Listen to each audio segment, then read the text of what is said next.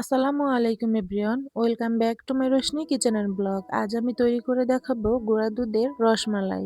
একদম সহজভাবে রেসিপিটি তৈরি করে দেখানোর চেষ্টা করেছি। আশা করি সম্পূর্ণ রেসিপিটি দেখলে আপনাদের অনেক ভালো লাগবে। প্লিজ রেসিপিটি ভালো লাগলে চ্যানেলটিকে সাবস্ক্রাইব করে লাইক শেয়ার করে পাশেই থাকবেন। তো চলুন রেসিপিটি দেখে নেওয়া যাক। আমি ফার্স্টে একটি প্লেটে নিয়ে নিলাম হাফ কাপ পরিমাণ গুঁড়া দুধ। আমি ডিপ্লোমা গুঁড়া দুধটা নিয়েছি, আপনারা যে কোনো গুঁড়া দুধ নিতে পারেন। এরপর এখানে দিয়ে দিচ্ছি হাফ চা চামচেরও কম বেকিং পাউডার, আর দিয়ে দিচ্ছি 1 টেবিল চামচ রান্নার রেগুলার তেল। এখানে আপনারা তেলের পরিবর্তে ঘিটা ইউজ করবেন, এতে করে মালাইয়ের টেস্টটা খুব ভালো আসবে। আমি হাত দিয়ে খুব ভালোভাবে মিশিয়ে নিচ্ছি। মেশানো হয়ে গেছে। এ পর্যায়ে আমি রুম টেম্পারেচারে থাকা একটি ডিম একটি বাটিতে নিয়ে কাঁটা চামচের সাহায্যে ফাটিয়ে নিব। ডিমটা সম্পূর্ণ ফাটিয়ে নিয়ে দুধের মিশ্রণে দিয়ে দিলাম। এরপর হাত দিয়ে ভালোভাবে মাখিয়ে নিব। কিছুক্ষণ মাখিয়ে নিলে দেখতে পারবেন হাতে এমনটাই লেগে ধরেছে।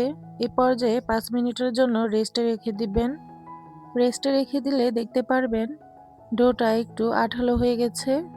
এতে করে রসমালাইয়ের শেপটা দিতে খুবই সুবিধা হবে।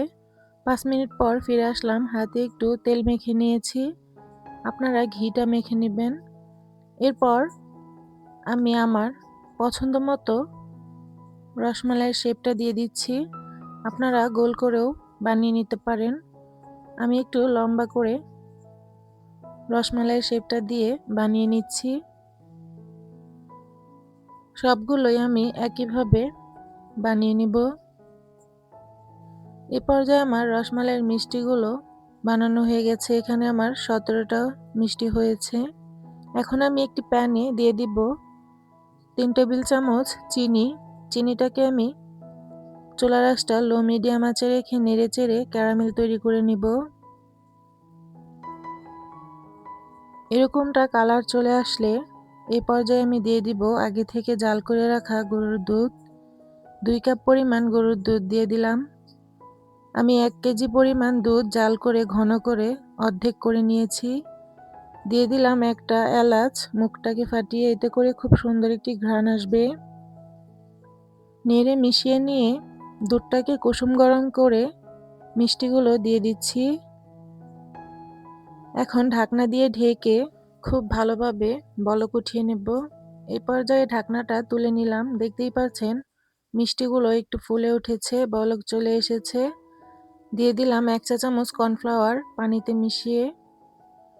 এরপর আলতোভাবে একটু নেড়ে চেড়ে আমি আবারও ঢাকনা দিয়ে ঢেকে প্রায় 10 থেকে 15 মিনিটের মতো চুলায় রেখে দিব। এর মাঝে আর ঢাকনা তুলিনি।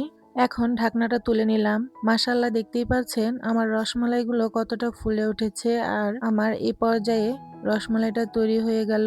নামিয়ে নিলাম। এখন 1 ঘন্টার জন্য রেখে দিব। 1 ঘন্টা পর ফিরে আসলাম, আপনাদের একটু কেটে দেখাচ্ছি। দেখতেই পাচ্ছেন কতটা পারফেক্ট হয়েছে রসমালাইগুলো। যদি আজকের রেসিপিটি আপনাদের ভালো লেগে থাকে অবশ্যই কমেন্টে বলবেন। আল্লাহ হাফেজ।